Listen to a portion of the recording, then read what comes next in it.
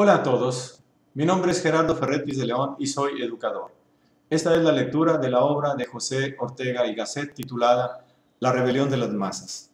Primera parte, sección 12, La barbarie del especialismo. El texto forma parte de la edición publicada en Holanda en 1937. Para una mejor comprensión de esta lectura, las frases y expresiones en inglés, latín, italiano, francés y portugués fueron reemplazadas por su equivalente más cercano del español. Si desea usted tener una copia de lo que aquí se lee, la puede solicitar en forma gratuita a gerardo-ferretis@hotmail.com. Los videos subsecuentes sobre este libro y de otros libros que se harán posteriormente se hacen sin fines de lucro, con el objeto de contribuir al estudio, a la investigación y al desarrollo de la cultura en general. Saludo a mis amigos y amigas, educadores de todo el mundo. Solicito disculpas anticipadas por los errores de lectura que pudieran cometerse en este proyecto de apoyo a la educación. Espero sinceramente que les sea de utilidad. Tampico, Tamaulipas, México, a 16 de septiembre de 2013. Comienza La rebelión de las masas de José Ortega y Gasset, primera parte, sección 12, La barbarie del especialismo. La tesis era que la civilización del siglo XIX ha producido automáticamente el hombre masa. Conviene no cerrar su exposición general sin analizar en un caso particular la mecánica de esa producción.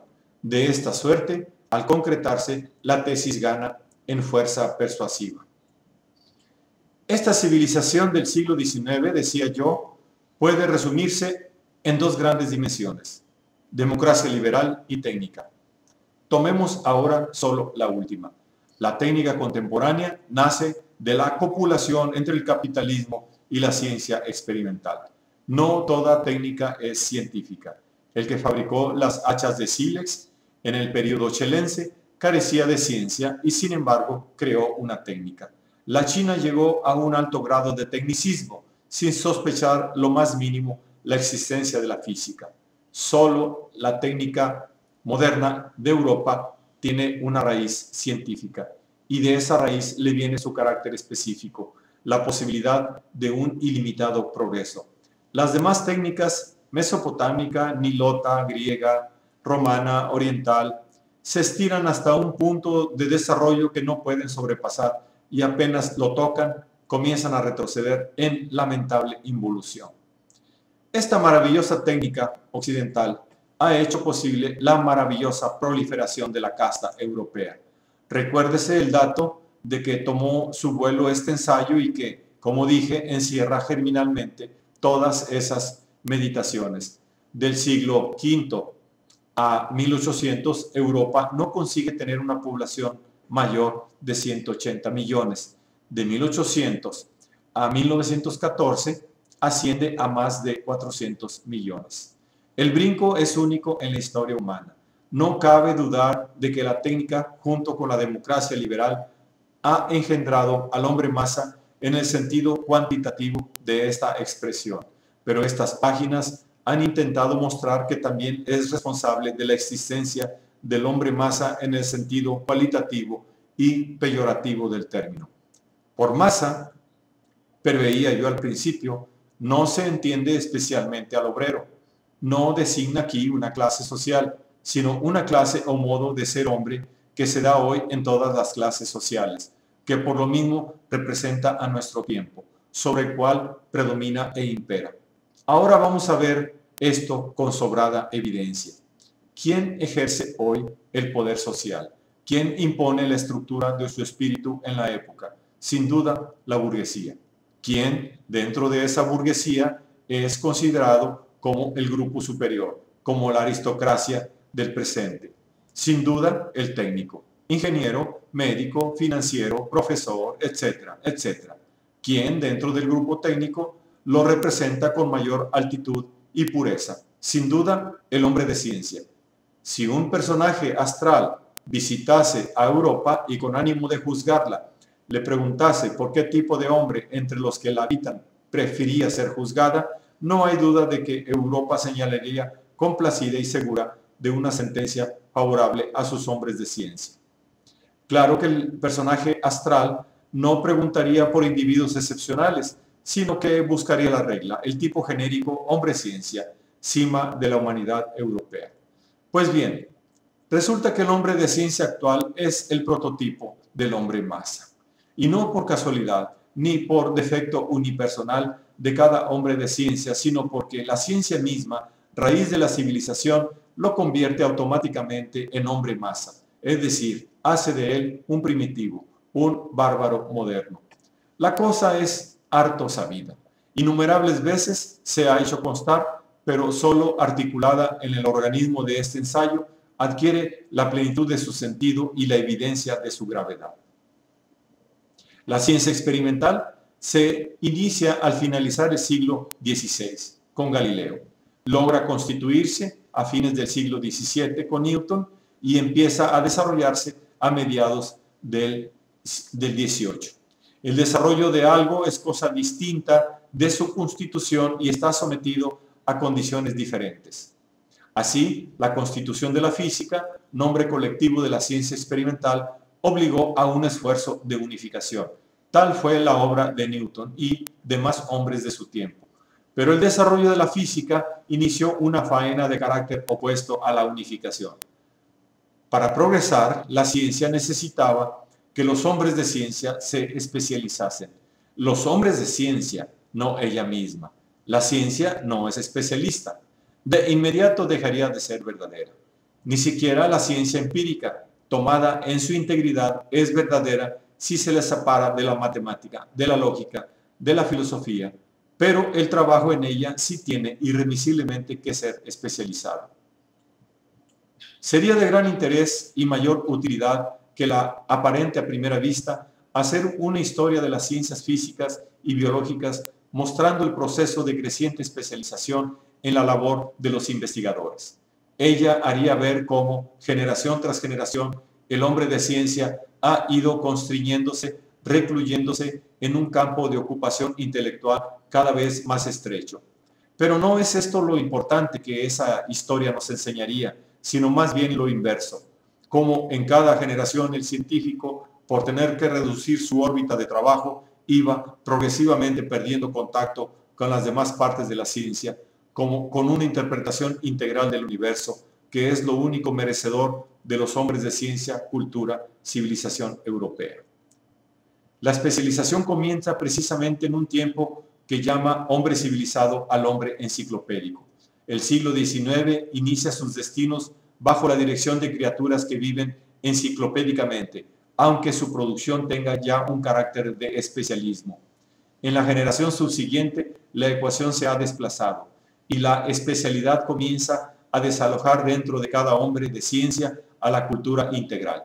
Cuando en 1890 una tercera generación toma el mando intelectual de Europa, nos encontramos con un tipo de científico sin ejemplo en la historia. Es el hombre que, de todo lo que hay que saber para ser un personaje discreto, conoce solo una ciencia determinada y aún de esa ciencia solo conoce bien la pequeña porción en que él es activo investigador. Llega a proclamar como una virtud el no enterarse de cuanto quede fuera del angosto paisaje que especialmente cultiva y llama inexperiencia a la curiosidad por el conjunto del saber. El caso es que, recluido en la estrechez de su campo visual, consigue, en efecto, descubrir nuevos hechos y hacer avanzar su ciencia que él apenas conoce, y con ella la enciclopedia del pensamiento, que concienzudamente desconoce. ¿Cómo ha ido y es posible? ¿Cómo ha sido y es posible cosa semejante? Porque conviene recalcar la extravagancia de este hecho innegable. La ciencia experimental ha progresado en buena parte merced al trabajo de hombres fabulosamente mediocres y aún menos que mediocres. Es decir, que la ciencia moderna, raíz y símbolo de la civilización actual, da acogida dentro de sí al hombre intelectualmente medio y le permite operar con buen éxito. La razón de ello está en lo que es, a la par, ventaja mayor y peligro máximo de la ciencia nueva y de toda civilización que ésta dirige y representa, la mecanización. Una buena parte de las cosas que hay que hacer en física o en biología es faena mecánica de pensamiento que puede ser ejecutada por cualquiera, o poco menos. Para los efectos de innumerables investigaciones, es posible dividir la ciencia en pequeños segmentos, encerrarse en uno y desentenderse de los demás. La firmeza y exactitud de los métodos permiten esta transitoria y práctica desarticulación del saber. Se trabaja con uno de esos métodos como con una máquina y ni siquiera es forzoso, para obtener abundantes resultados, poseer ideas rigurosas sobre el sentido y fundamento de ellos. Así, la mayor parte de los científicos empujan el progreso general de la ciencia encerrados en las celdillas de su laboratorio, como la abeja en la de su panal o como el pachón de asador en su cajón. Pero esto crea una casta de hombres sobremanera extraños. El investigador que ha descubierto un nuevo hecho de la naturaleza tiene por fuerza que sentir una impresión de dominio y seguridad en su persona.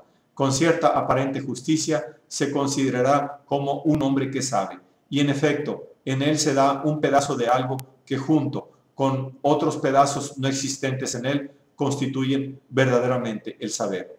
Esta es la situación íntima del especialista, que en los primeros años de este siglo ha llegado a su más frenética exageración. El especialista sabe muy bien su mínimo rincón de universo, pero ignora de raíz todo el resto. He aquí un precioso ejemplar de este extraño hombre nuevo que he intentado por una y otra de sus vertientes y haces definir. He dicho que era una configuración humana sin par en toda la historia. El especialista nos sirve para concretar enérgicamente la especie y hacernos ver todo el radicalismo de su novedad. Porque antes los hombres podían dividirse sencillamente en sabios e ignorantes, en más o menos sabios y más o menos ignorantes, pero el especialista no puede ser subsumido bajo ninguna de esas dos categorías. No es sabio porque ignora formalmente cuanto no entra en su especialidad, pero tampoco es un ignorante porque es un hombre de ciencia y conoce muy bien su porciúncula de universo. Habremos de decir que es un sabio ignorante, cosa sobremanera grave, pues significa que es un señor el cual se comportará en todas las cuestiones que ignora, no como un ignorante, sino con toda la petulancia de quien en su cuestión especial es un sabio. Y en efecto, este es el comportamiento del especialista. En política, en arte, en los usos sociales, en las otras ciencias, tomará posiciones de primitivo, de ignorantismo, pero las tomará con energía y suficiencia, sin admitir, y esto es lo paradójico, especialistas en esas cosas. Al especializarlo, la civilización lo ha hecho hermético y satisfecho dentro de su limitación, pero esta misma sensación íntima de dominio y valía le llevará a querer predominar fuera de su especialidad, de donde resulta que aún en este caso, que representa un máximum de hombre cualificado, especialismo, y por lo tanto lo más opuesto al hombre masa, el resultado es que se comportará sin cualificación y como hombre masa en casi todas las esferas de vida. La advertencia no es vaga. Quien quiera puede observar la estupidez con que piensan, juzgan y actúan hoy, política, en arte, en religión y en los problemas generales de la vida y el mundo, los hombres de ciencia, y claro es, tras ellos, médicos, ingenieros, financieros, profesores, etc. Esa condición de no escuchar, de no someterse a instancias superiores que reiteradamente he presentado como característica del hombre masa, llega al colmo precisamente en estos hombres parcialmente cualificados. Ellos simbolizan y en gran parte constituyen el imperio actual de las masas, y su barbarie es la causa inmediata de la desmoralización europea. Por otra parte, significan el más claro y preciso ejemplo de cómo la civilización del último siglo, abandonada a su propia inclinación, ha producido este rebrote del primitivismo y barbarie. El resultado más inmediato de este especialismo no compensado ha sido que hoy, cuando hay mayor número de hombres de ciencia que nunca, haya mucho menos hombres cultos que, por ejemplo, hacia 1750. Y lo peor es que con esos pachones del asador científico ni siquiera está asegurado el progreso íntimo de la ciencia, porque ésta necesita de tiempo en tiempo, como orgánica regulación de su propio incremento, una labor de reconstitución y, como he dicho, Esto requiere un esfuerzo de unificación cada vez más difícil, que cada vez complica regiones más vastas del saber total. Newton pudo crear su sistema físico sin saber mucha filosofía, pero Einstein ha necesitado saturarse de Kant y de Mach para poder llegar a su aguda síntesis. Kant y Mach, con estos nombres se simboliza solo la masa enorme de pensamientos filosóficos y psicológicos que han influido en Einstein. Han servido para liberar la mente de éste y dejarle la vía franca hacia su innovación. Pero Einstein no es suficiente. La física entra en la crisis más honda de su historia y solo podrá salvarla una nueva enciclopedia más sistemática que la primera. El especialismo, pues, que ha hecho posible el progreso de la ciencia experimental durante un siglo, se aproxima a una etapa en que no podrá avanzar por sí mismo si no se encarga una generación mejor de construirle un nuevo asador más provechoso. Pero si el especialista desconoce la fisiología interna de la ciencia que cultiva, mucho más radicalmente ignora las condiciones históricas de su perduración, es decir, cómo tienen que estar organizados la sociedad y el corazón del hombre para que pueda seguir habiendo investigadores. El descenso de vocaciones científicas que en estos años se observa y a que ya aludí es un síntoma preocupador para que todo el que tenga una idea clara de lo que es civilización, la idea que suele faltar al típico hombre de ciencia, cima de nuestra actual civilización, también él cree que la civilización está ahí, simplemente como la corteza terrestre y la selva primigenia. Termina La rebelión de las masas de José Ortega y Gasset, parte primera, sección 12, La barbarie del especialismo.